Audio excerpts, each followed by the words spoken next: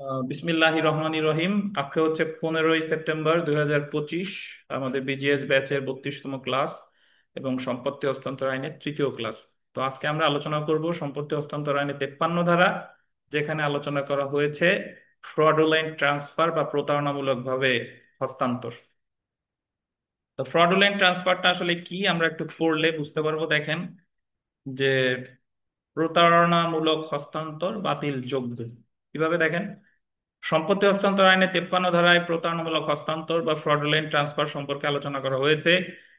এই ধারায় প্রতারণামূলক হস্তান্তর বলতে কোনো পাওনাদারকে প্রতারিত বা বিলম্বিত করার উদ্দেশ্যে স্থাবর সম্পত্তি হস্তান্তরকে বোঝানো হয়েছে। 53 ধারায় বলা হয়েছে হস্তান্তর দাতার পাওনাদারের বঞ্চিত বা পাওনা আদায় বিলম্বিত করার অভিপ্রায় সম্পাদিত স্থাবর সম্পত্তির প্রত্যেকটি হস্তান্তর বঞ্চিত বা বিলম্বিত পাওনাদারের দাবিক্রমে বাতিলযোগ্য হবে। এর অর্থ কি যদি আমরা একটু পড়ি তাহলে বুঝতে পারবো। উদাহরণে যাই, দেখেন যে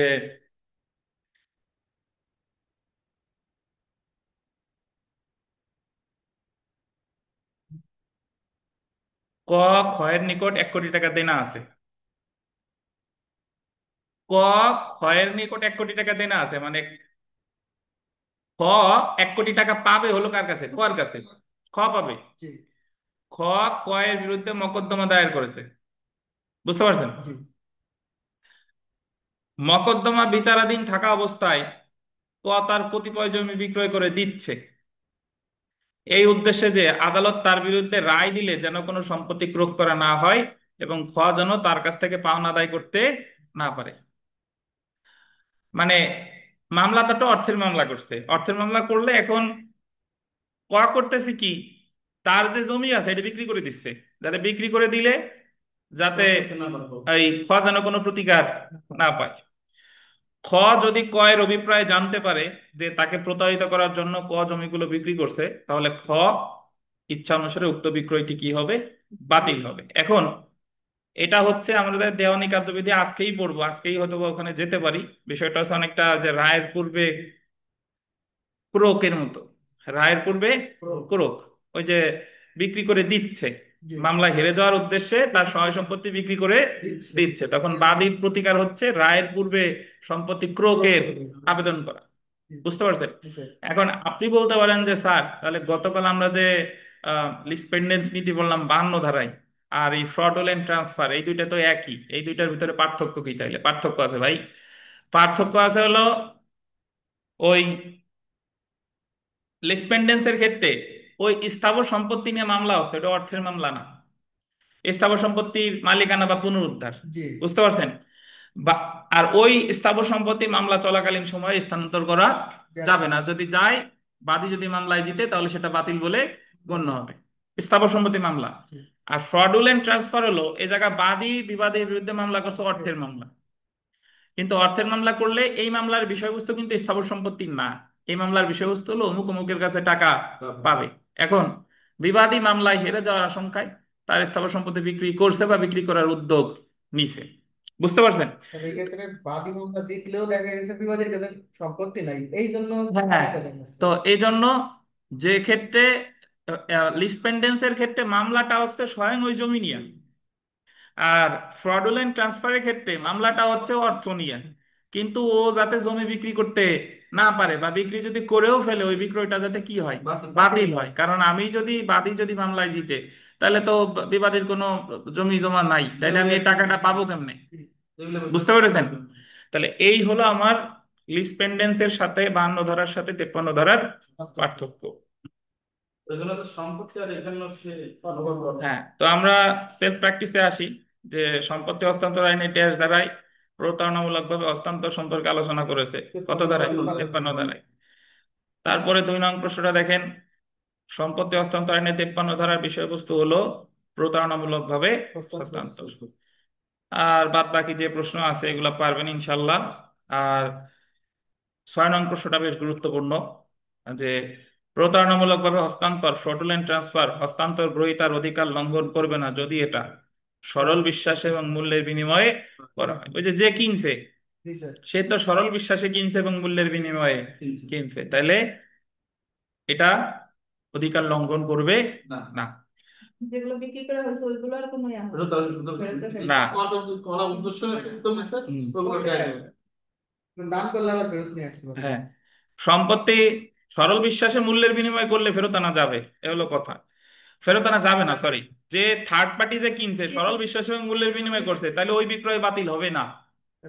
যে করাই করে স্যার, এরকম একটা আমরা পড়ছিলাম এসআর একটি এসআর অ্যাক্টের 31 ধারায়, দলিল সংশোধনের ক্ষেত্রে সরল বিশ্বাসে মূল্যের বিনিময়ে যে কিনছে, এটা তারে মানে ওই ক্ষেত্রে দলিল সংশোধন করা যাবে না, সেরকম আর কি। তো এজন্য আপনি ট্রান্সফার অফ প্রপার্টি একটা তখনই ভালো বুঝবেন যখন অলরেডি আপনার ওই সুনির্দিষ্ট প্রতিকার আইন পড়া আছে, দেওয়ানি কার্যবিধি পড়া আছে, তাইলে ওর অনেক বিধিবিধানের সাথে আহ সম্পর্কিত। তো সমস্যা নাই, আমরা দেওয়ানি কার্যবিধি তো আজকেও ক্লাস আছে 5টায়, আর সুনির্দিষ্ট প্রতিকার আইন খুব দ্রুতই শুরু হবে। তো সম্পত্তি হস্তান্তর আইনে 53 ধারায় প্রতারণামূলক ভাবে হস্তান্তরের বিধান প্রভাবিত করবে না দেউলিয়াত্ব সংক্রান্ত বিধান, এটাও গুরুত্বপূর্ণ, এগুলো একটু মনে রাখেন। তো আমরা আহ চলে আসি। তো দেউলিয়া সংক্রান্ত বিধানকে প্রভাবিত করবে না, মানে কি বোঝাচ্ছে এটা?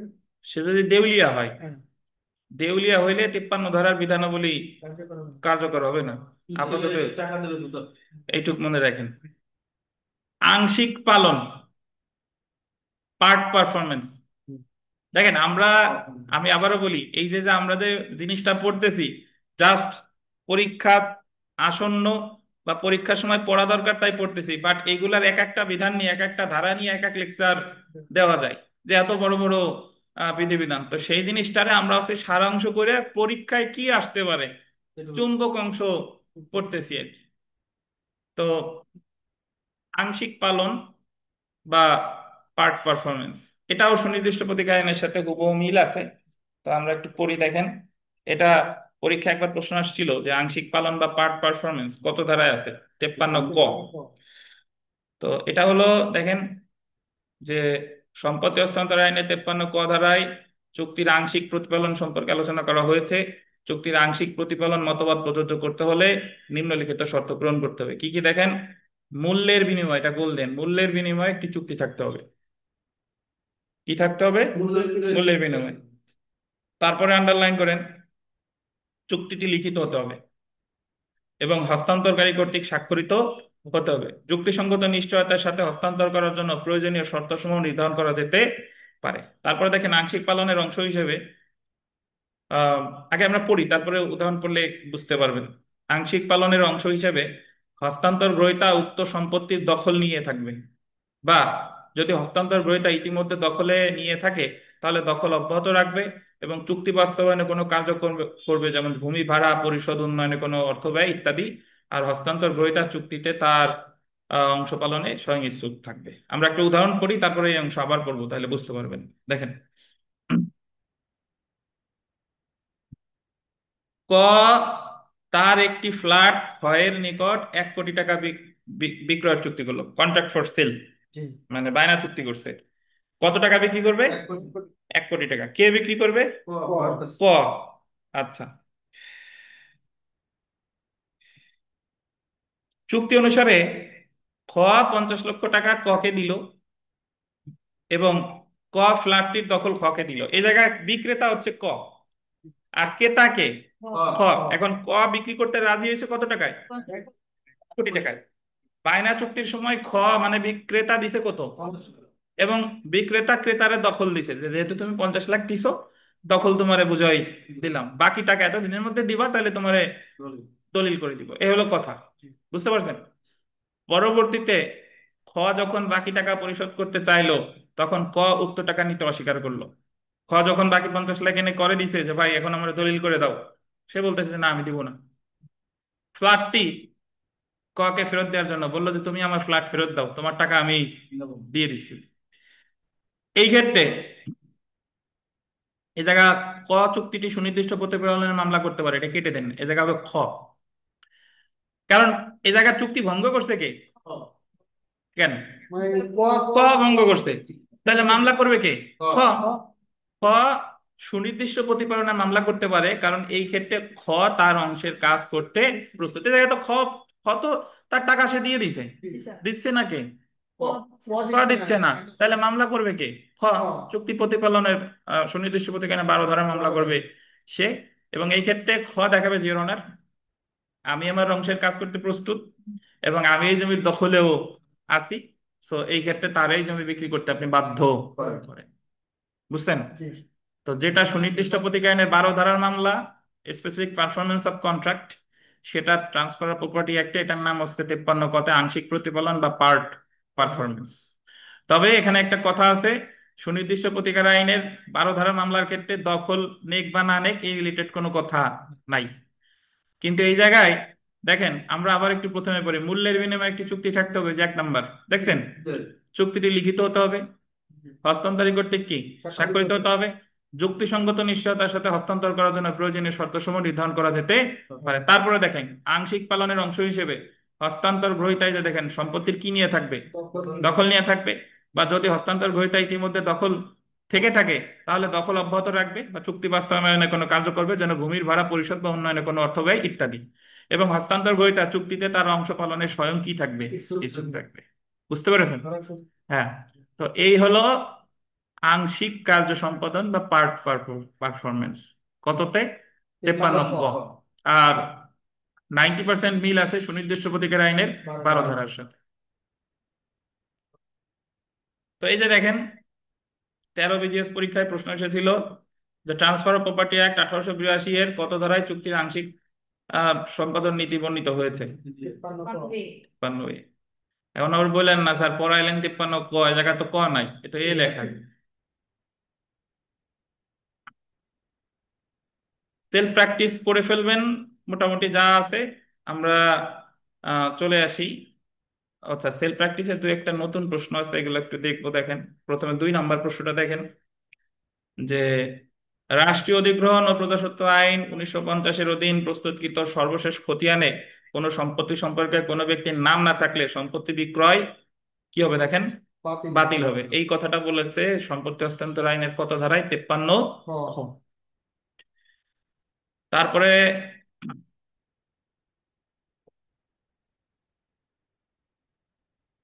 3 নাম্বার প্রশ্নটা দেখেন, বেশ গুরুত্বপূর্ণ। ড্যাশ ব্যতীত নিবন্ধনকৃত বন্ধকি সম্পত্তিতে পুনরায় বন্ধক রাখা যাবে না বা বিক্রয় করা যাবে না, এমন বন্ধক বা বিক্রয় বাতিল হবে। লেটস সে বন্ধক গ্রহীতার লিখিত অনুমতি ব্যতীত। মানে আপনি যারে প্রথমে একজনের বন্ধক দিচ্ছেন, পরে আবার যদি জমি বন্ধক দিতে চান বা বিক্রয় করতে চান, তাহলে বন্ধক গ্রহীতার কি নিতে হবে? লিখিত অনুমতি নিতে হবে, না এলে এটা বাতিল, বন্ধক বা বিক্রয় কি হবে? বাতিল হবে। এই বিধানটা করছে 53 ঘ। এখন আপনি বলতে পারেন যে স্যার এত ধারা আমি মনে রাখবো কিভাবে? ঠিক আছে, আপনার মনে, ধরেন আপনি 1000 ধারা পড়ছেন, কিছু তো মনে থাকবে, যতটুকু মনে থাকবে ততটুকু পাশ করার জন্য যথেষ্ট। বুঝতে পারছেন? কিন্তু আগে থেকে ভয় পাইলে হবে না, আমার এই জায়গা আগাই যেতে হবে, বারবার পড়ে পড়ে পড়ে পড়ে পড়তে পড়তে পড়তে একসময় আল্লাহর উপর, আল্লাহ বা ভগবান ঈশ্বর আপনার উপর রহমত বর্ষণ করবে, পরীক্ষা দিতে যাবেন দেখবেন যে মনে হচ্ছে যে এটা বোধহয় উত্তর হবে।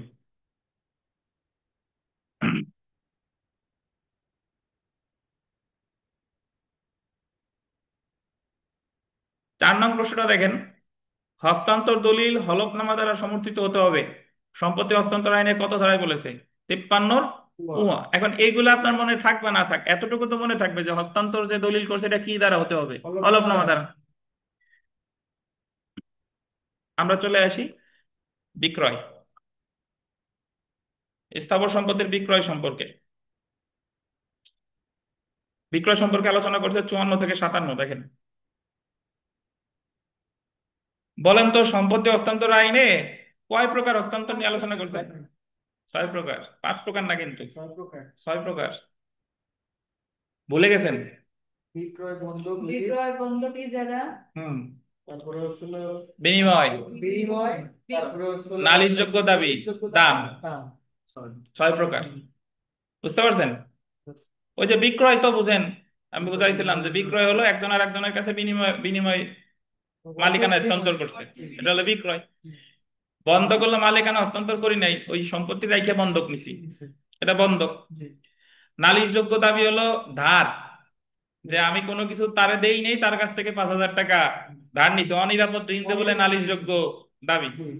লিজ তো বোঝেন, সীমিত সময়ের জন্য মালিকানা স্বার্থ হস্তান্তর করছি যে এটা ব্যবহার তুমি করবা। তারপরে হচ্ছে বিনিময়। বিনিময় বলছে। বিনিময় হলো যা তোমার আমার জমি তুমি নেবা, তোমার জমি আমি নেবো, এটা হলো বিনিময়। আর দান তো দান, দান তো আমরা মুসলিম লয়ে পড়ছি যে একজনকে দিয়ে দাও, এটা হচ্ছে দান। তো আমরা দেখেন বিক্রয় সম্পর্কে পড়বো, যে বিক্রয় হলো এক বিশেষ প্রকারের চুক্তি যে ক্ষেত্রে গোল দেবেন অর্থের প্রতিদানে সম্পত্তিতে মালিকানা বিক্রেতা হতে ক্রেতার নিকট হস্তান্তর করা হয়। স্থাবর বা অস্থাবর উভয় সম্পত্তি বিক্রয় হতে পারে, গোল দেবেন। অস্থাবর সম্পত্তি, এটা গোল দেবেন, আন্ডারলাইন করেন। অস্থাবর সম্পত্তি বিক্রয় 1930 সালের পণ্য বিক্রয় আইন দ্বারা নিয়ন্ত্রিত হয়, the sale of goods act 1930।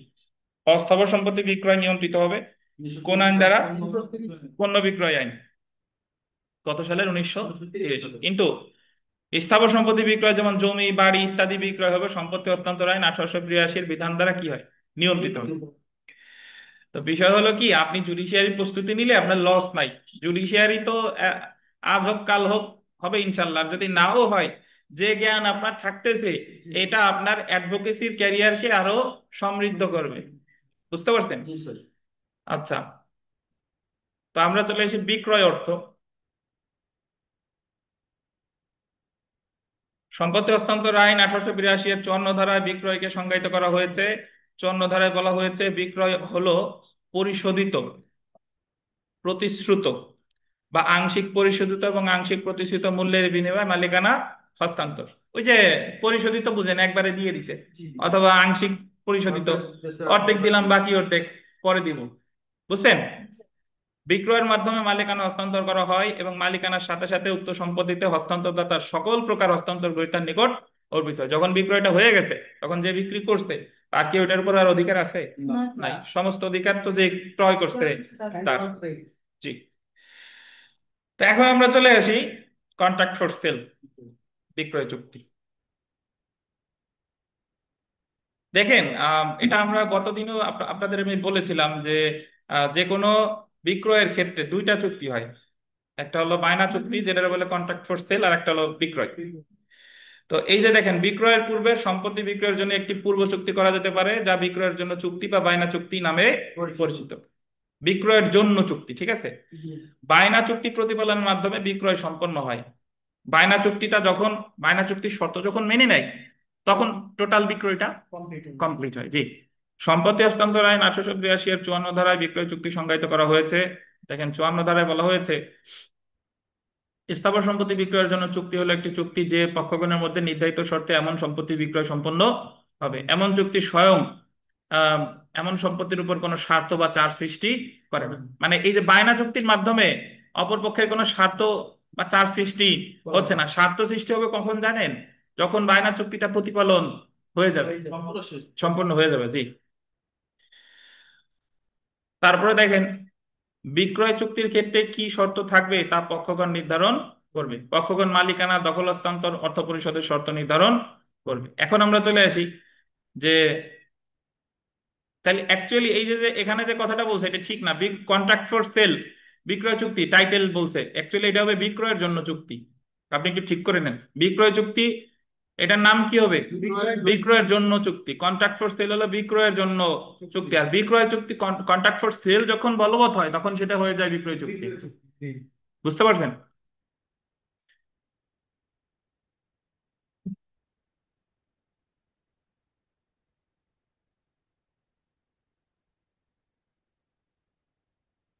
বিক্রয় এবং বিক্রয়ের জন্য চুক্তির পার্থক্য।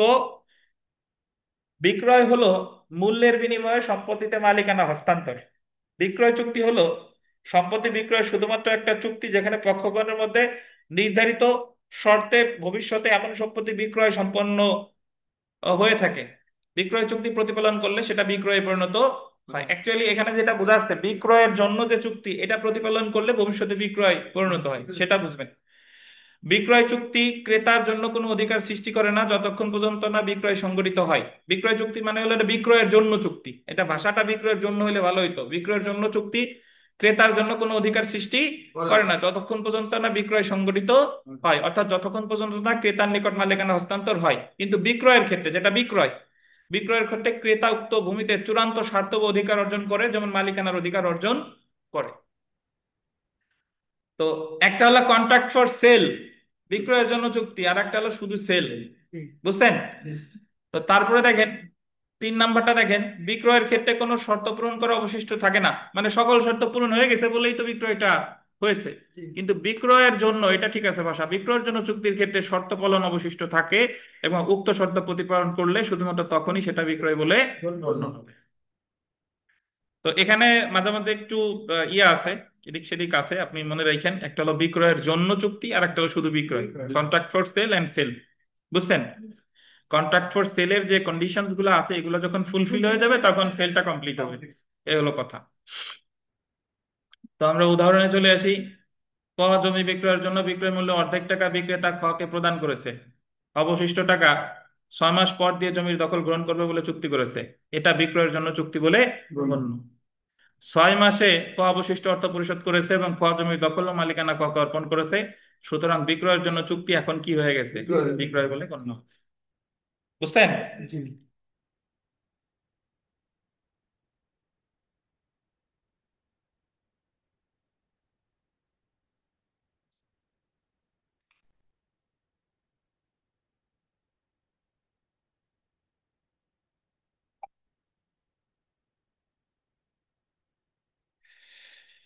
আমরা চলে আসি যেভাবে বিক্রয় করা হয়।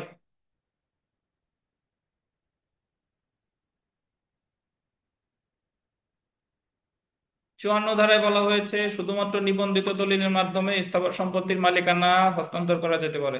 গোল দেন, নিবন্ধিত দলিল। দেখছেন জি। কি বলছে? নিবন্ধিত। নিবন্ধিত দলিল। মানে বর্তমানে বিক্রয় আহ হবে অবশ্যই কিসের মাধ্যমে? নিবন্ধিত। আবার রেজিস্ট্রেশন। স্থাবর সম্পত্তির শব্দটা বললেন, স্থাবর সম্পত্তির মালিকানা হস্তান্তর করা যেতে পারে, স্থাবর।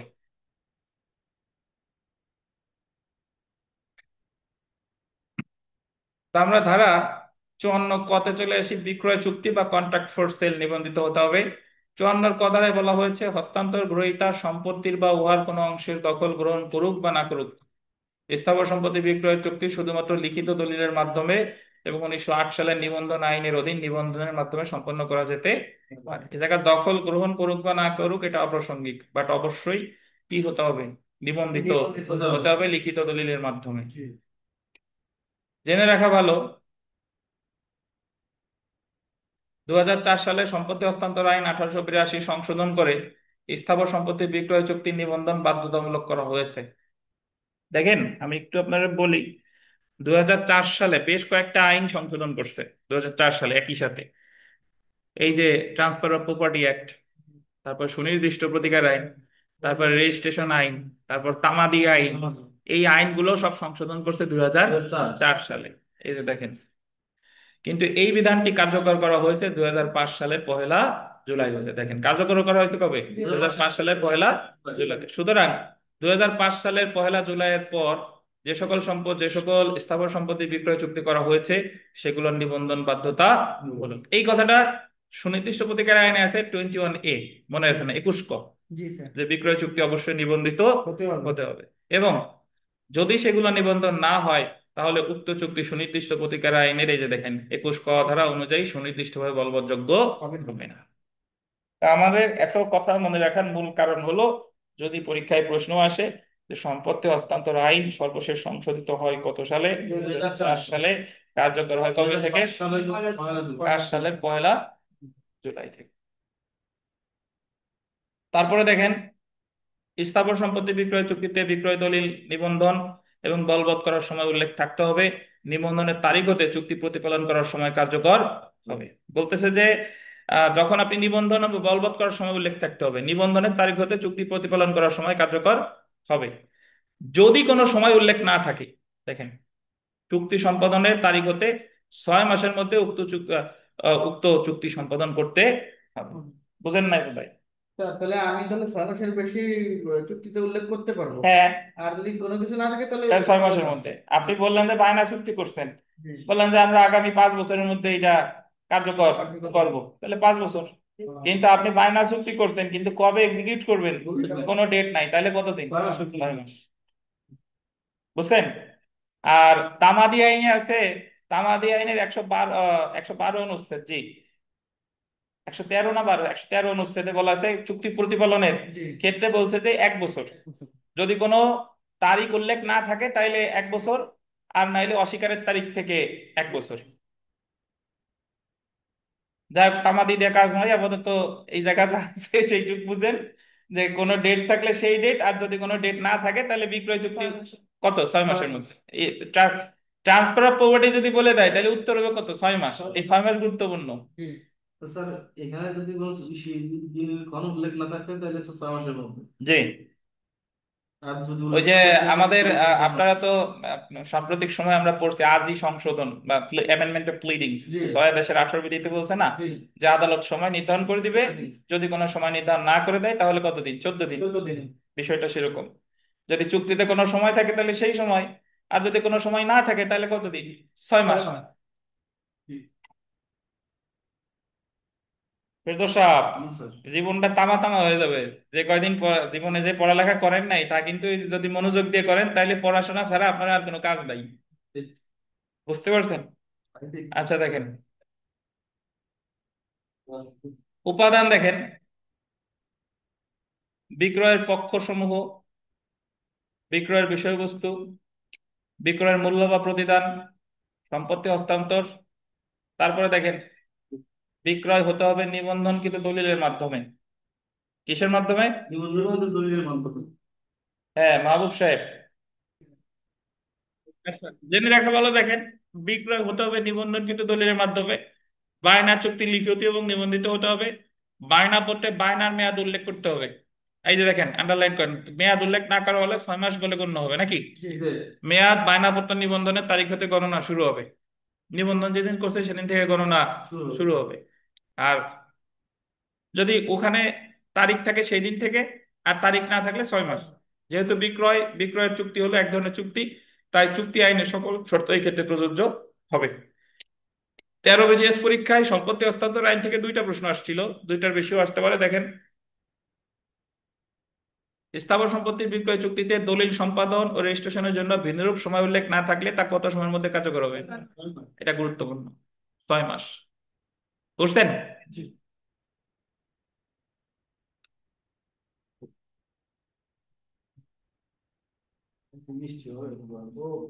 আমরা চলে এসেছি 56 ধারা, পরবর্তী ক্রেতা দ্বারা বিন্যাস মার্শালিং।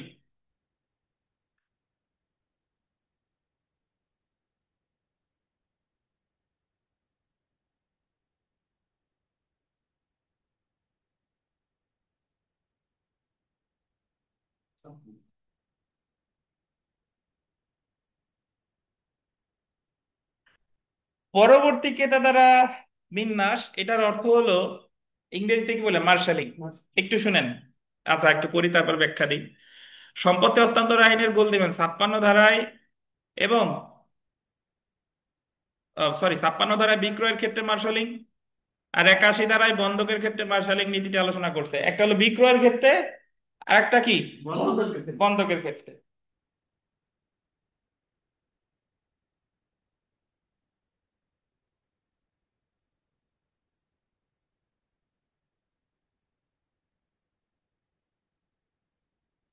আচ্ছা আমি ব্যাখ্যা দিচ্ছি, আগে এখানে একটু পড়ে নিয়ে আসেন। তাহলে আপনি প্রথমত এইভাবে মনে রাখবেন যে বিক্রয়ের ক্ষেত্রে মার্শালিং কত দ্বারা, 56 দ্বারা, আর বন্ধকের ক্ষেত্রে 81 দ্বারা। এইটুক তো মনে থাকবে ইনশাল্লাহ। ইনশাল্লাহ।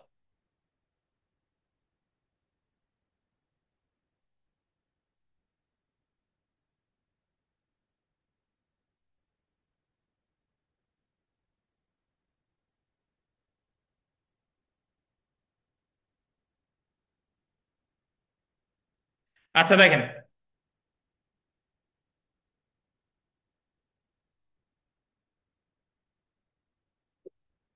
56 ধারার অধীন আহ পরবর্তী ক্রেতার দাবি করার অধিকার আছে।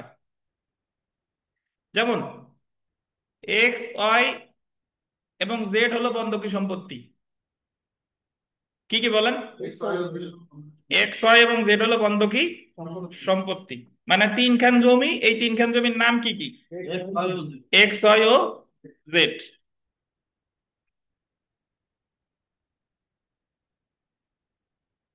বন্ধকদাতা এক সম্পত্তিটি ঋণ থেকে মুক্ত করতে এ এর নিকট বিক্রয় করছে। মানে বন্ধক দিছিল কয় খণ্ড? XYZ। এরপরে বন্ধক তো একজনের কাছে দিছে, দেওয়ার পরে এক্স নামক জমিটা সে একজনের কাছে কি করছে? বিক্রয় করে। বিক্রি করছে। মানে সেম জমি বন্ধক দিছে একজনের কাছে, আবার বিক্রয় করতে আরেকজনের কাছে। এইটুক তো বুঝছেন? যার কাছে বিক্রয় করছে তার নাম কি? এ এ। এ দাবি করার অধিকারী যে যতদূর সম্ভব বন্ধক গ্রহীতা তার বন্ধকি অর্থ ওয়াই ও জেড বন্ধকি সম্পত্তি হতে নিতে হবে, নিতে নিবে আর কি। এই কথাটার অর্থ কি? কিনছে তো এ না, এক্স এক্স নামক জমি কিনছে তো এ, এ কিন্তু এক্স নামক জমি আবার বন্ধক দেওয়া আছে আরেকজনের কাছে। জি XYZ তিনখানি বন্ধক দেওয়া আছে আরেকজনের কাছে, বাট বিক্রি করছে শুধু কোন খান? এক্স। এখন যে কিনছে সে বলতেছে যে বন্ধক নিছে তারে, যে ভাই তুমি তো অমুকের কাছ থেকে XYZ যে বন্ধক নিছো, তা তোমার বন্ধকের টাকা তুমি ওয়াই আর জেড থেকে আদায় করবা, ওয়াই আর জেড ওই জমি থেকে। জি যদি ওই জমি দুইখানের পর ওই দুইটা থেকে আদায় তোমার পর্যাপ্ত না হয়, তারপরে তুমি এক্স এর হাত দিবা। বুঝতে পারছেন? কারণ এক্স তো আমার কাছে অলরেডি বিক্রি করছে, যে দুইখানা আমার কাছে বিক্রি করে নাই, যে দুইখানা জমি আমার কাছে বিক্রি করে নাই, সেই দুইখানা জমি থেকে তুমি তোমার বন্ধকের টাকা আদায় করবা। যদি এই দুইখানা থেকে তোমার পর্যাপ্ত টাকা না হয়, তাহলে তুমি এক্স এর থেকেও আদায় করতে পারবা। বুঝেন কিনা? এই যে দেখেন,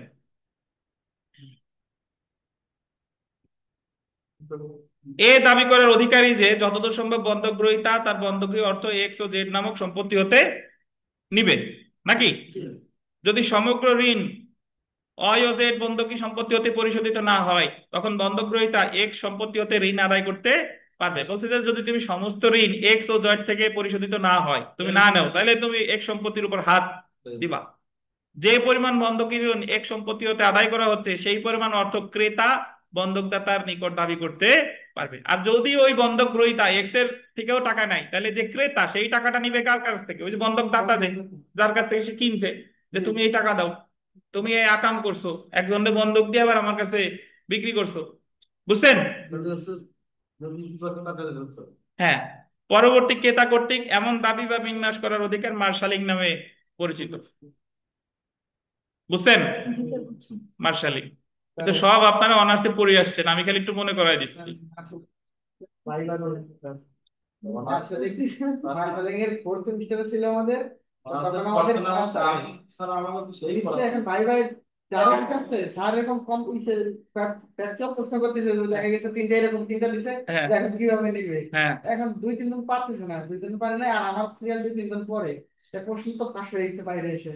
কারণ আমিও আলোচনা কি হবে এটা কি হবে, কয়েকজন বইটাই বের করে দেখেছে, যদি না পায় পরবর্তীতে ইসের থেকে যেটা বিক্রি করছে ওইখান থেকে পাবে, হুম, নিয়ে আসতে পারবে। তখন আমি যে বলছি আমারও প্রশ্ন কমন, এই প্রশ্ন এখন প্রশ্ন যখন পাচ্ছে, "এই, তুমি কি প্রশ্ন ফাঁস হয়ে গেছে, তুমি শুনে আসছো আমাকে পাস হয়?" আমি প্রশ্ন দাও, তোমার আরো প্রশ্ন করতে হবে। তখন লিস্ট মেনটেন্স করছিল, লিস্ট মেনটেন্স আমার আমি ওটা পারছিলাম। হ্যাঁ। আর আর দুইটা করছিল, একটা পারছিলাম আর একটা পারছিলাম। আচ্ছা, তো তাহলে বিক্রয়ের ক্ষেত্রে মার্শালিং হচ্ছে 56 দ্বারা, আর বন্ধকের ক্ষেত্রে মার্শালিং হলো 21। বন্ধকের ক্ষেত্রে মার্শালিং একই। এই জায়গায় হলো বিক্রয়ের ক্ষেত্রে মার্শালিং হলো প্রথমে দিছে বন্ধক, পরে করছে বিক্রয়। জি আর বন্ধকের ক্ষেত্রে মার্শালিং প্রথমে বন্ধক দিছে, পরেও বন্ধক দিছে। তাহলে পরবর্তী যে বন্ধক যে রাখছে সে বলবে যে আমার কাছে যে দুইখান বন্ধক দেয় নাই, তুমি ওই জায়গা থেকে নাও। এই হলো কথা, এইটুকুই পার্থক্য।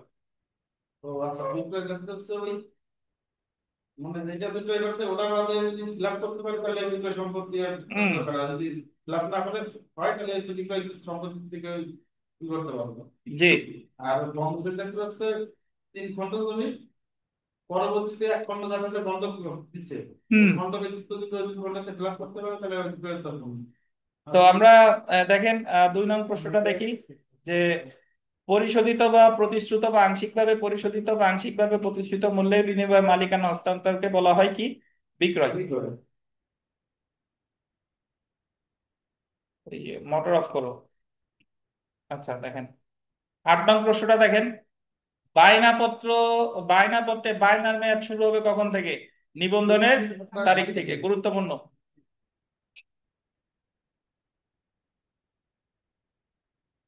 10, 11 গুরুত্বপূর্ণ। 12 নম্বর প্রশ্নটা একটু দেখি। সেটা হলো যে সম্পত্তি হস্তান্তর আইনের 57 ধারায় দায়যুক্ত ইনকামব্রেন্স কোন সম্পত্তি আদালত কর্তৃক বিক্রয়ের ক্ষেত্রে কোনো আদেশ, ডিক্রি বা ঘোষণা দিলে ওই উক্ত আদেশ বা ডিক্রির বিরুদ্ধে কি করা যাবে? আপিল আপিল করা করা যাবে। যাবে। জাস্ট মনে রাখেন যে দায়যুক্ত কোনো সম্পত্তি আদালত যখন বিক্রয়ের আদেশ দেয়, তাহলে ওই আদেশ এর বিরুদ্ধে কি করা যাবে? আপিল করা আপিল যাবে। করা যাবে। এইটুকু মনে রাখলেই হবে।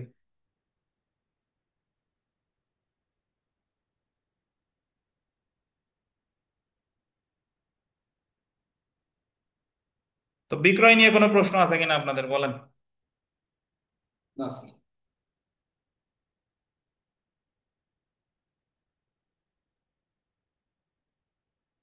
আমরা স্থাবর সম্পত্তির রেহেন পড়বো। দেখেন, স্থাবর সম্পত্তির রেহেন বা বন্ধক, mortgages of immovable property and charges. তাই মর্গেজ বা মর্গেজের বাংলা হচ্ছে, এখানে কি বলেন, বন্ধক বা রেহেন। এরকম স্যার কি শব্দ? আমি শুদ্ধ। কি শব্দ জানি না, দেখেন তো, তামিল শব্দ হইতে স্থাবর সম্পত্তির রেহেন বা দায়, mortgage of immovable property and charges. তো প্রথমে আমরা চলে আসি, বন্ধক বা রেহেন আসলে কাকে বলে। বন্ধক হলো ঋণের জামানত। আপনি একজনের কাছ থেকে ঋণ নিছেন, ব্যাংকের থেকে 5 লক্ষ টাকা ঋণ নিছেন, ব্যাংকে আপনি আপনার জমির দলিল দিছেন বা দলিল দেখায় ঋণ নিছেন। তাহলে ওই 5 লক্ষ টাকার জামানত কি? আপনার জমি। জি। যদি ওই 5 লক্ষ টাকা আপনি দিতে না পারেন, তাহলে আপনার জমি বিক্রি করে সে ওই টাকাটা আদায় করবে। এটা হলো বন্ধক। বুঝছেন? আর নালিশযোগ্য দাবি যেটা, যে আমি 5 লক্ষ টাকা ঋণ নিছি, বিনিময়ে তারে আমি কিছুই নাই নাই দেই নাই, এটা হলো নালিশযোগ্য দাবি। বন্ধক আর নালিশযোগ্য দাবির ভিতরে এই পার্থক্য। তাহলে আমরা সাধারণত একজনের কাছ থেকে আরেকজন যে বন্ধু বান্ধবরা যে ধার নেই, এটা হলো নালিশযোগ্য দাবি। বুঝতে পারছেন? আর এই তো কিছুদিন আগে শাকিলের কাছ থেকে ওই যে 200 টাকা বিকাশে নিছে, এটা কি নালিশযোগ্য দাবি? আচ্ছা, দেখেন, যখন কোনো ব্যক্তি অন্য কোনো ব্যক্তিকে অর্থ ধার দেয়, সেই ক্ষেত্রে ধার গ্রহীতা অর্থ পরিশোধ করবে। যদি ধার গ্রহীতা অর্থ পরিশোধ না করে, সেই ক্ষেত্রে ঋণ প্রদানকারী অর্থ আদায়ের জন্য মামলা করতে পারে নাকি। কিন্তু যদি অবস্থাটা এমন হয় যে ধার গ্রহীতা দেউলিয়া হয়ে গেছে, সেই ক্ষেত্রে সে ঋণ প্রদানকারী কিন্তু অর্থের জন্য মামলা করতে পারবে না। ওই যে 200 টাকা শাকিল যারে দিছে, ও যদি দেউলিয়া হয়ে যায়, তাহলে 200 টাকার মামলা কিন্তু এখন করতে পারবে না। কিন্তু ঋণ প্রদানকারী যদি কোনো জামানতের বিপরীতে অর্থ ধার দিত, তাহলে ধার গ্রহীতা দেউলিয়া হয়ে গেলেও উক্ত ঋণ প্রদান করে জামানত থেকে অর্থ আদায় করতে পারত। এই ক্ষেত্রে সবচেয়ে নিরাপদ জামানত হলো বন্ধক বা রেহেন।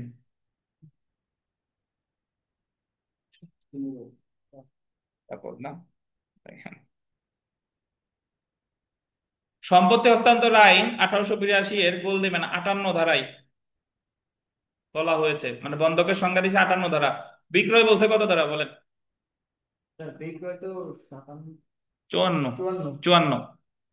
54। ও, আহ 57 দেখেন, লোন আকারে অগ্রিম বা অগ্রিম দিবে এমন পরিশোধিত অর্থের নিরাপত্তা হিসেবে কোন সুনির্দিষ্ট স্থাবর সম্পত্তিতে, এটা গোল দেবেন। সম্পত্তি হস্তান্তর আইনে যে বন্ধক বলছে, এটা কি? স্থাবর সম্পত্তি।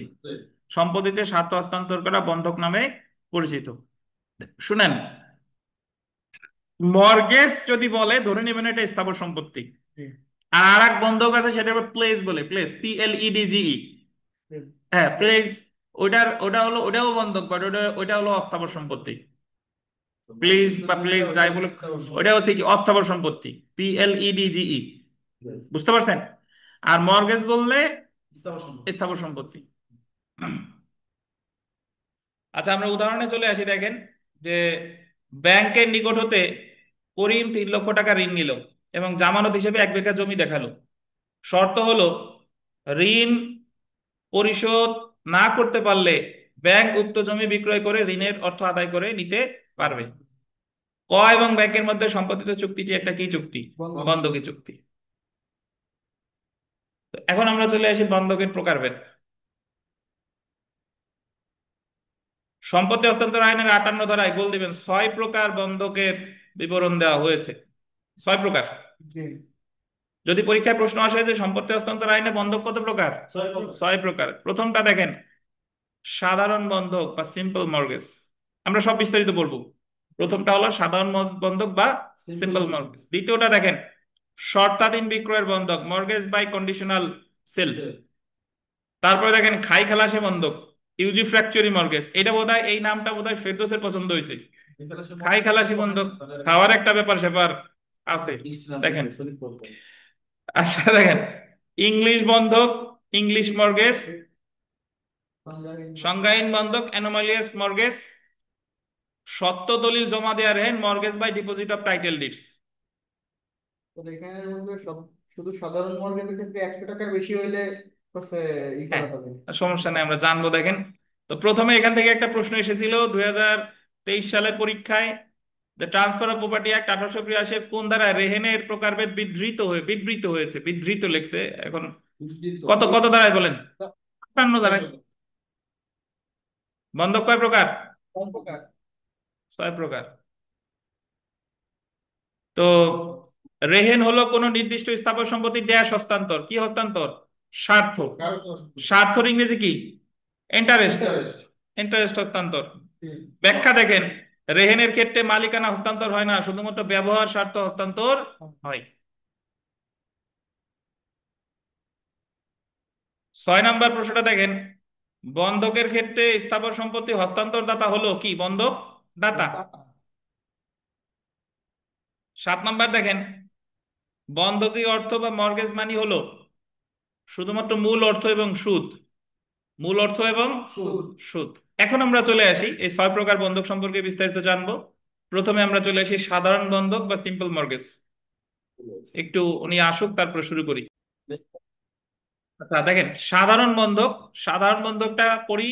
সাধারণ বন্ধকের এখানে বলতেছে বৈশিষ্ট্য। আহ 1 নম্বর দেখেন, বন্ধকদাতা বন্ধকি সম্পত্তির দখল বন্ধক গ্রহীতাকে অর্পণ করে না। সাধারণ বন্ধক, যিনি যে যে বন্ধকটা নিচ্ছে, তার তো বলে বন্ধক দাতা, তো সে দখলটা তার কাছেই রাখবে। অর্থাৎ বন্ধকি সম্পত্তির দখল বন্ধকদাতার নিকটেই থাকবে। ঠিক আছে? এই বন্ধকের ক্ষেত্রে বন্ধকদাতা ব্যক্তিগতভাবে বন্ধকি অর্থ পরিশোধে বাধ্য থাকে। এটা আন্ডারলাইন করে 2টা স্টার দেন। এই বন্ধকের ক্ষেত্রে যিনি বন্ধক দাতা, সে ওই অর্থটা ব্যক্তিগতভাবে পরিশোধ করতে বাধ্য থাকে। এবং যদি বন্ধক দাতা চুক্তি অনুযায়ী বন্ধকি অর্থ পরিশোধ করতে ব্যর্থ হয়, ধরেন সে জমি দিয়ে ব্যাংকের কাছ থেকে জমি দিয়ে টাকা নিছে, জমির দখল তার কাছেই আছে, টাকা নিছে, 10 লাখ টাকা নিছে। স্যার তাহলে এই যে বন্ধক বলতে সাধারণত বন্ধক বলতে বুঝি যাচ্ছে শুনেন, আগে আগে আমার কথা শুনেন, পরে প্রশ্ন করেন। ফেরদৌস সাহেব তার 10 কাঠা জমি বন্ধক দিছে এইচএসবিসি ব্যাংকে। তো ওই জমি দেখাই নিছে, কিন্তু বন্ধক, ওই জমির দখল ফেরদৌসের কাছেই আছে।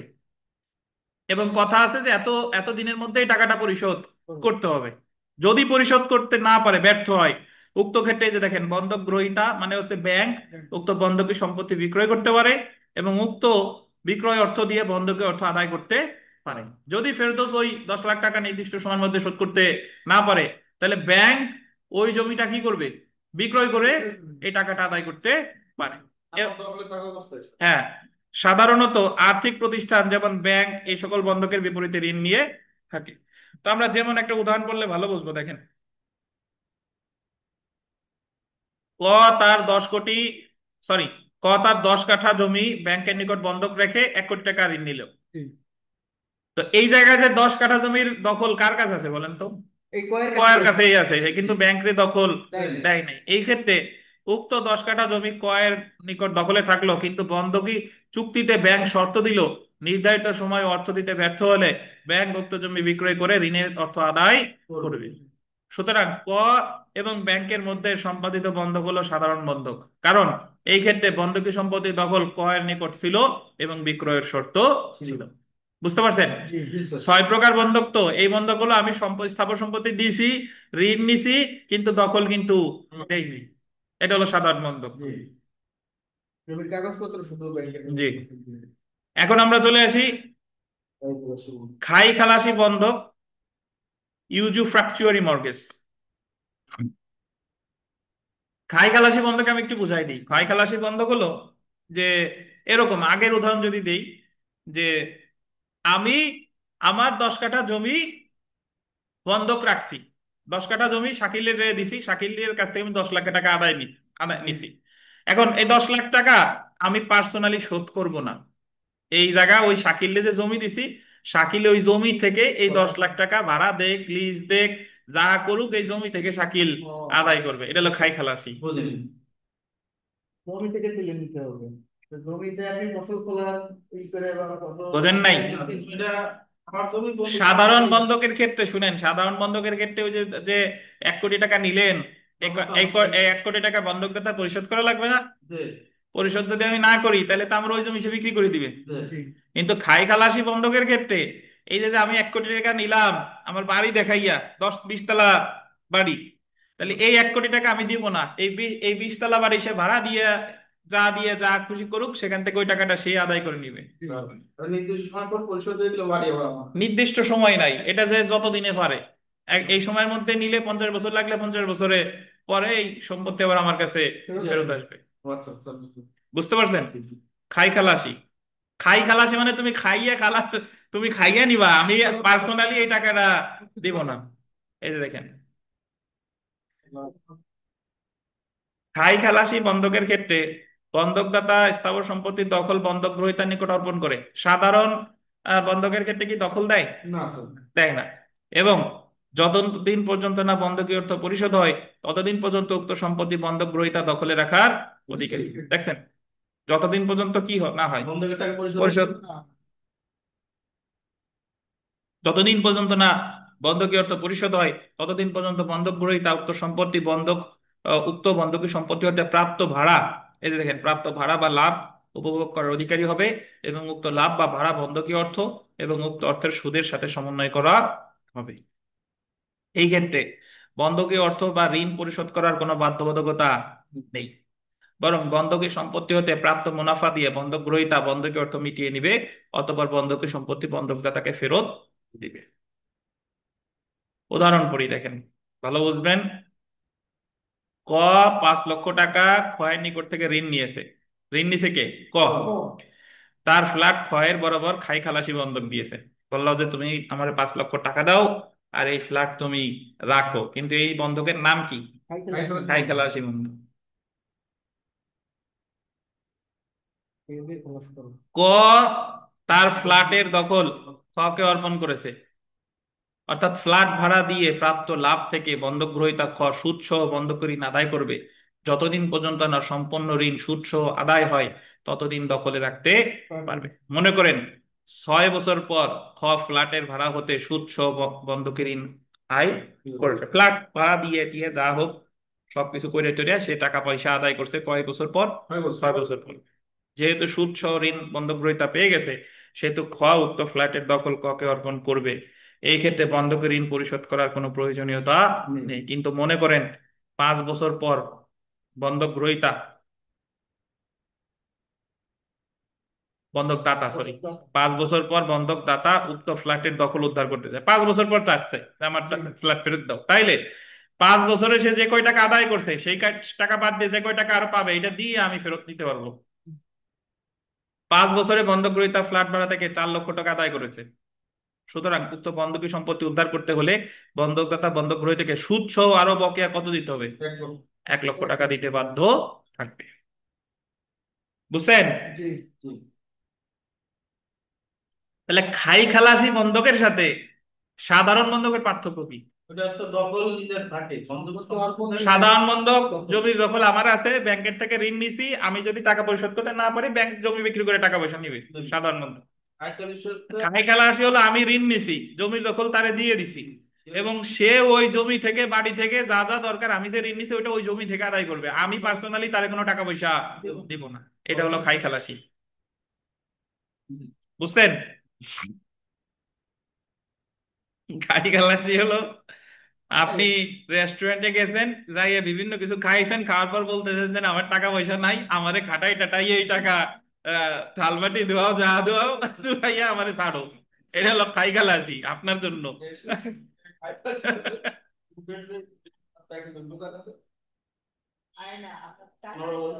খাই খালাসিতে তো আমি কোনো টাকা দিব না, আমি যে সম্পত্তিটা দিয়েছি সেই সম্পত্তি থেকে তুমি তোমার টাকা আদায় করে নাও, এই হলো কথা। বুঝছেন? জি স্যার, বুঝতে পারছি। তো জেনে রাখা ভালোতে আমরা চলে আসি যে সম্পত্তি হস্তান্তর আইন 1882-এর অধীন খাই খালাসি বন্ধক বা রেহেনের সর্বোচ্চ কোনো মেয়াদ উল্লেখ করা হয় নাই। কলা খান, মহাবিশ্বাস কলা খান। কিন্তু রাষ্ট্রীয় অধিগ্রহণ ও প্রজাস্বত্ব আইন 1950-এর গোল দিবেন 95 ধারায় খাই খালাসি রেহেনের মেয়াদ সর্বোচ্চ 7 বছর। তিনটে স্টার দেন। সম্পত্তি হস্তান্তর আইনে যে খাই খালাসি বন্ধক আছে, এই খাই খালাসি বন্ধকের কোনো মেয়াদ নাই। জি। কিন্তু রাষ্ট্রীয় অধিগ্রহণ ও প্রজাস্বত্ব আইন আমরা সামনে পড়বো, এই 95 ধারায় বলছে খাই খালাসি বন্ধকের মেয়াদ সাত সাত বছর। 7 বছর। মানে তোমার ওই সম্পত্তি থেকে নিতে হবে কয় বছরের মধ্যে? 8 বছরের মধ্যে। যে লাভ টাভ যা আছে সবকিছু লাভ মানে নিতে হবে 7 বছরের মধ্যে।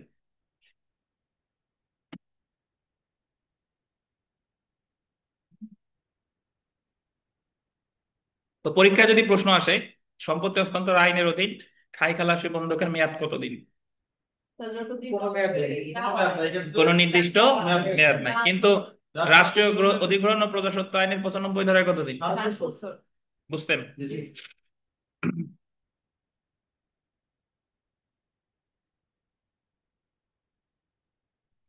রাষ্ট্রীয় অধিগ্রহণ ও প্রজাস্বত্ব আইনের বিধান অনুযায়ী বর্তমানে সম্পূর্ণ খাইখালাসি রেহেন কমপ্লিট ইউজুফ্র্যাকচুরি মর্গেজ ছাড়া অন্য সকল প্রকারের রেহেন নিষিদ্ধ করা হয়েছে। মানে ওই আইনে শুধু একটাই রেহেন আছে, বন্ধক আছে, সেটা হলো কমপ্লিট ইউজুফ্র্যাকচুরি মর্গেজ।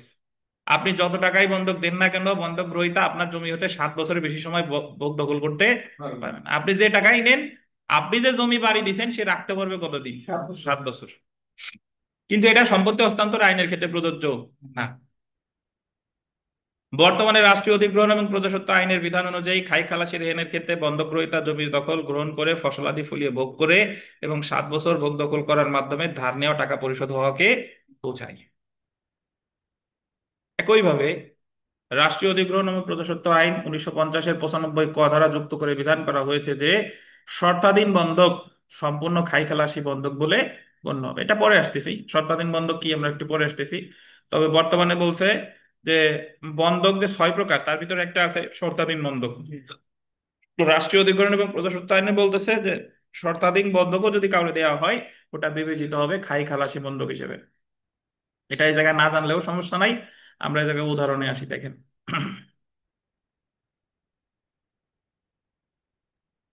আপনি আপনার 1 বিঘা কৃষি জমি 1 লক্ষ টাকায় বন্ধক দিলেন। বন্ধকি দলিলে উল্লেখ, আন্ডারলাইন করবেন, থাকুক বা না থাকুক, এটা সম্পূর্ণ খাই খালাসি বন্ধক বলে গণ্য হবে।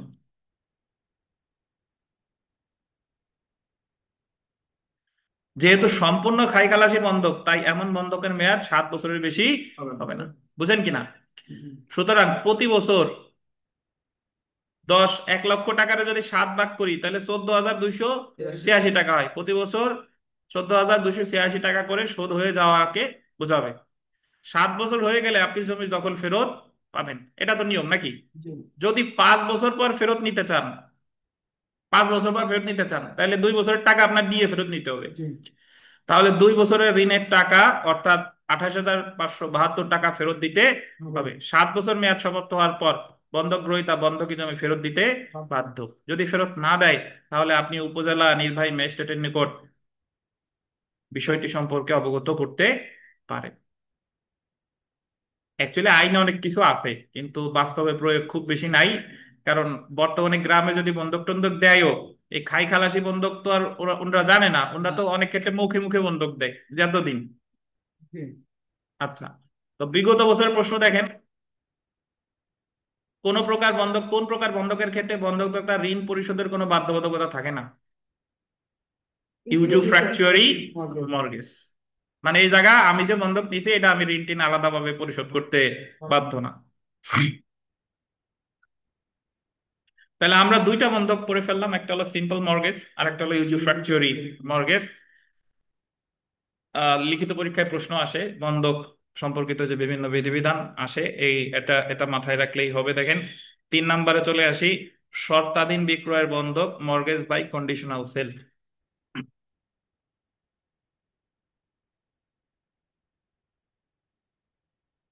মর্গেজ বাই কন্ডিশনাল সেল খুব সহজ। সেটা হলো যে আমি একটা জমি বন্ধক দিছি এই শর্তে যে যদি আমি নির্দিষ্ট সময়ের মধ্যে টাকা পরিশোধ করতে না পারি তাহলে এই সম্পত্তি তোমার কাছে বিক্রি করে দিছি বলে গণ্য হবে। বুঝেন কিনা? জি। যে এই জমি তোমার রাইখে আমি বন্ধক নিলাম, মানে টাকা নিছি, টাকা নিছি, বাট এই সময়ের মধ্যে শোধ করতে না পারলে আমার সম্পত্তি কি হয়ে যাবে? বিক্রি হয়ে বিক্রি। যাবে। এই যে মর্গেজ বাই কন্ডিশনাল সেল, মানে শর্তাধীন বিক্রয়ের বন্ধক। এই ক্ষেত্রে বন্ধকদাতা বন্ধকি স্থাবর সম্পত্তি বন্ধক গ্রহীতার নিকট শর্তাধীন বিক্রয় করে। এই বিক্রয়টি চূড়ান্ত এবং নিশ্চিত হয় শুধুমাত্র যখন বন্ধকদাতা, আন্ডারলাইন করবেন, বন্ধকি অর্থ পরিশোধ করতে ব্যর্থ হয়।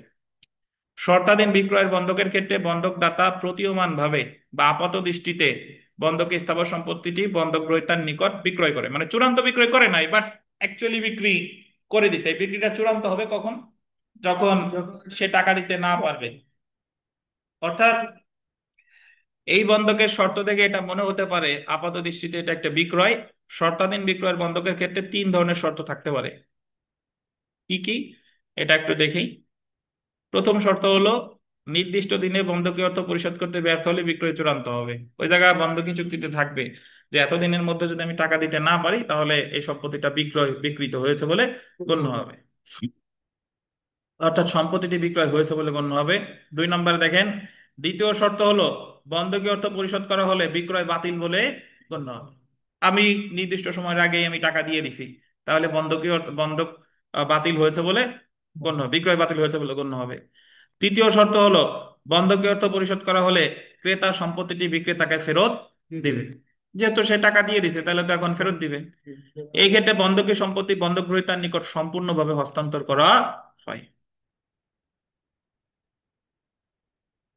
মানে যখন আমি বন্ধক রাখছি তখনই সম্পূর্ণভাবে হস্তান্তর করছি বন্ধক গ্রহীতার কাছে। কাছে। যদি আমি টাকা দিতে না পারি তাহলে বিক্রিটা হয়ে যাবে। এ হলো কথা। তো এখন যদি আমরা আসি, দেখেন যে শর্তাধীন বিক্রয়ের বন্ধকের ক্ষেত্রেও বন্ধকি অর্থ পরিশোধ কোনো ব্যক্তিগত দায় থাকে না, বরং এই ক্ষেত্রে দায় বন্ধকি সম্পত্তির বিরুদ্ধে। অর্থাৎ বন্ধকি অর্থ পরিশোধ না করলে বন্ধকি সম্পত্তি বিক্রয় হয়েছে বলে গণ্য হবে। বুঝছেন? জি। মানে এই জায়গায় আমি পার্সোনালি টাকা শোধ করতে বাধ্য না, যদি না পারি তাহলে কি হবে? বিক্রি হবে। বন্ধকি সম্পত্তি বিক্রয় করে বন্ধকি অর্থ আদায় করা সম্ভব না হলেও বন্ধকদাতাকে ব্যক্তিগতভাবে বন্ধকি অর্থ পরিশোধে বাধ্য করা যাবে না। তাহলে ইউজু ফ্র্যাকচুয়ারিতে বাধ্য করা যাবে না। এই কন্ডিশনাল সেলের ক্ষেত্রেও, মর্গেজ বাই কন্ডিশনাল সেলেও বাধ্য করা যাবে না। অর্থাৎ এই ক্ষেত্রে অর্থ আদায়ের মকদ্দমা দায়ের করা যাবে না, কিন্তু সাধারণ বন্ধকের ক্ষেত্রে যাবে। যাবে।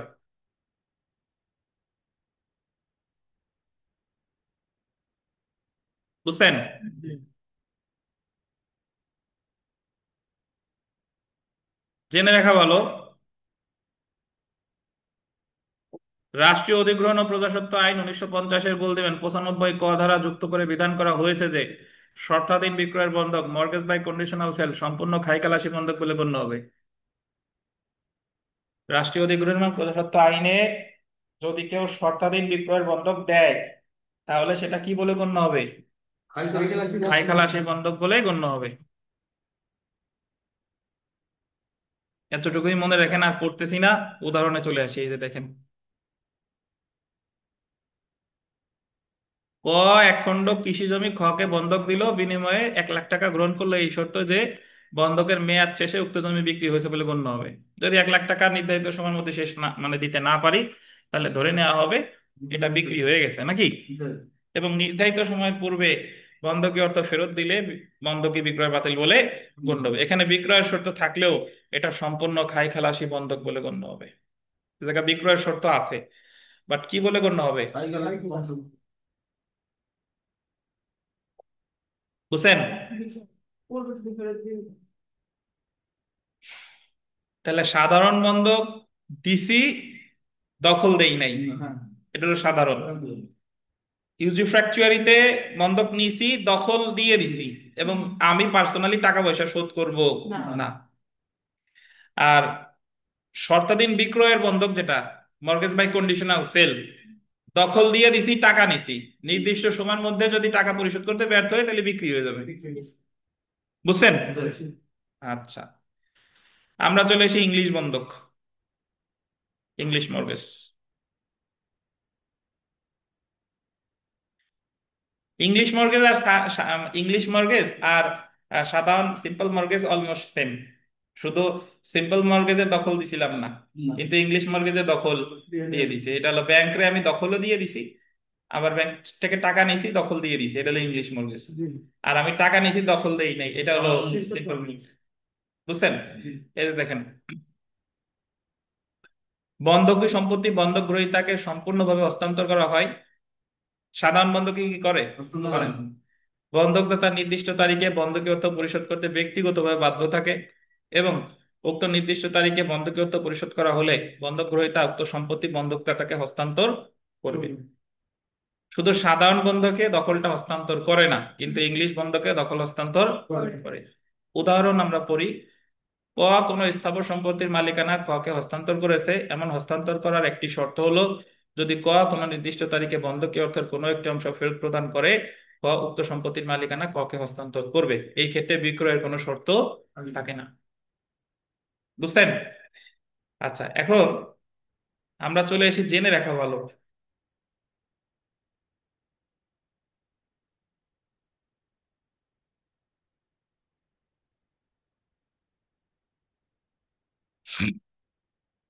একজন জিজ্ঞেস করছে আজকে কি ক্লাস আছে? নির্মল না, লালন সাহেব, ক্লাস তো অলরেডি আমরা করতেছি, আছে। তারপরে মঙ্গলবার বাদে দেখেন, জেনে রাখা ভালো, সাধারণ বন্ধক এবং ইংলিশ বন্ধকের ক্ষেত্রে বন্ধকি অর্থ পরিশোধের ব্যক্তিগত দায় থাকে। দেখছেন? যে সাধারণ বন্ধকেও ব্যক্তিগত দায় থাকে, ইংলিশ বন্ধকেও ব্যক্তিগত দায় থাকে। দায় থাকে। অর্থ পরিশোধ করতে না পারলে তার বিরুদ্ধে অর্থ আদায়ের মোকদ্দমা দায়ের করতে পারে। সাধারণ বন্ধক এবং ইংলিশ বন্ধকের মধ্যে পার্থক্য হলো সাধারণ বন্ধকের ক্ষেত্রে সম্পত্তি বিক্রয়ের বিধান থাকে এবং বন্ধক গ্রহীতা সম্পত্তি বিক্রয় করে দিতে পারে বন্ধকি ঋণ আদায়ের জন্য। কিন্তু ইংলিশ বন্ধকের ক্ষেত্রে সম্পত্তি বিক্রয়ের কোনো বিধান থাকে না। এই ক্ষেত্রে বন্ধক সম্পত্তি বন্ধক গ্রহীতা বিক্রয় করতে পারে না, জাস্ট অর্থ আদায়ের মামলা করতে পারে। তো মূল যে আরেকটা পার্থক্য সেটা হলো সাধারণ বন্ধকে দখল দেয় না, যে কিন্তু ইংলিশ বন্ধকে দখল দিয়ে দেয়। দিয়ে দেয়। আচ্ছা, আমরা চলে আসি সত্ত্বের দলিল জমা দেওয়া রেহেন, mortgage by deposit of title deeds. দলিল জমা দেওয়া বন্ধকের ক্ষেত্রে সত্ত্বের মালিক ঋণের জামানত হিসেবে সত্ত্বের দলিল জমা দিয়ে থাকে। এই ক্ষেত্রে নিম্নলিখিত শর্ত প্রতিপালন করতে হবে। কি দিবে বলেন? দলিল দিয়ে দলিল দেবে। দিয়ে দিবে। দলিল কে? নিয়ে আসে তো আচ্ছা, বলে দেখেন, ঋণ গ্রহণ করবে, সত্ত্বের দলিল কি দিবে? জমা দিবে। এই অভিপ্রায় সত্ত্বের দলিল জমা দেওয়া হয় যে সে উক্ত সত্ত্বের দলিল হবে ঋণের জামানত। দলিল দিতে ভাই, এই যে দলিল নাও, আমার টাকা দাও। সত্ত্বের দলিল জমা দেওয়া রেহেনের বিধান শুধুমাত্র প্রযোজ্য হয় আন্ডারলাইন পয়েন্ট ঢাকা, নারায়ণগঞ্জ, চট্টগ্রাম এবং সরকারি গেজেটে উল্লেখিত এলাকায়, সব জায়গায় না। কোথায় কোথায়? ঢাকা, নারায়ণগঞ্জ, চট্টগ্রাম বা সরকারি গেজেটে উল্লেখিত এলাকায় ব্যাংক আর্থিক প্রতিষ্ঠান এমন ধরনের বন্ধক গ্রহণ করে থাকে। গ্রামে যেরকম কৃষি ব্যাংক থেকে ঋণ নেয়, কৃষি ব্যাংক থেকে ঋণ নেয় যে দলিল জমা দিয়া এবং দলিল বন্ধক দিয়া, এই যে ডিপোজিট অফ টাইটেল ডিডস, দলিল দিয়ে ঋণ নেয়। জি বুঝতে পারছেন? তাহলে সত্ত্বের আহ, দলিল জমা দেওয়া যে রেহেন, এখানে দখলের কোনো ব্যাপার নাই। দখল তার কাছেই আছে, থাকবে। বন্ধকদাতার কাছেই আছে, বাট দিয়ে দিচ্ছে কি? দলিল। এটা কি সব এলাকায় প্রযোজ্য? না। না। কোথায় কোথায় প্রযোজ্য? ঢাকা, নারায়ণগঞ্জ, চট্টগ্রাম বা সরকারি গেজেটে উল্লেখিত এলাকায়। আমরা আজকে সর্বশেষটা পড়ে সংজ্ঞাহীন বন্ধক, এটা পড়ে আজকে ক্লাস টেস্টে যাব। দেখেন, সংজ্ঞাহীন বন্ধক বা অ্যানোমালাস মর্গেজ। যখন কোনো 58 ধারায় সংজ্ঞা অনুসারে ইংলিশ বন্ধক, শর্তাধীন বিক্রয়ের বন্ধক, খাই খালাসি বন্ধক সাধারণ বন্ধকের অন্তর্ভুক্ত না হয় তখন তাকে সংজ্ঞাহীন বন্ধক বলে। উপরে কোনোটার মধ্যে পড়ে না, জি তখন সেটারে বলে সংজ্ঞাহীন বন্ধক। বুঝতে পারছেন? জি তো তো তাহলে বন্ধক মোটামুটি 58 ধারায় উল্লেখ করছে কত প্রকার? 6 প্রকার। বন্ধক রিলেটেড অনেক কথা আছে, আগামীকাল ইনশাল্লাহ বিকেলে ক্লাস আছে। আগামীকাল বিকেলে পড়লে আরো ক্লিয়ার হবে। তো আগামীকালও ক্লাস আছে, যতদূর আমরা পড়ছি এই পর্যন্ত আপনারা পড়ে ফেলবেন। আর আমরা সরাসরি চলেন এখন ক্লাস টেস্টে চলে যাই। জি অনলাইনে যারা আছেন আপনাদের পিডিএফ দিচ্ছি, সময় 10 মিনিট, 10 মিনিটের মধ্যে পরীক্ষা দিবেন।